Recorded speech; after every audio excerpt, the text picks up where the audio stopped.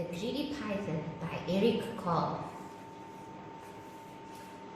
Half hidden in the jungle green, the biggest snake that there has been looped back and forth and in between. The giant snake was very strong and very, very, very long. He had a big, huge appetite, his belly stretched from left to right. He quickly gobbled in one bite all animals that came in sight.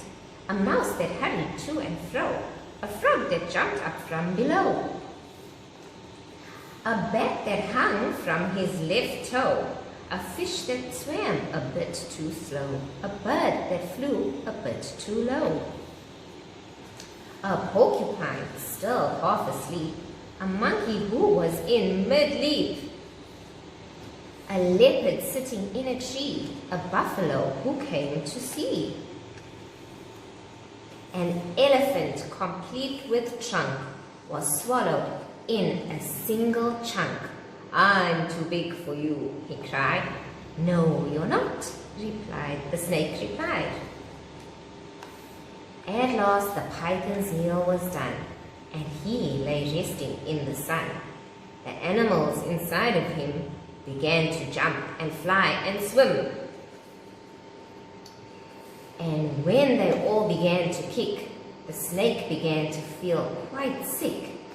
He coughed the whole lot up again, each one of them, and there were 10. Soon he felt better. What is more, he was hungrier than before. He had not learnt a single thing. His greed was quite astonishing. He saw his own tail, long and curved, and thought that lunch was being served. He closed his jaws on his own rear, then swallowed hard and disappeared. The end.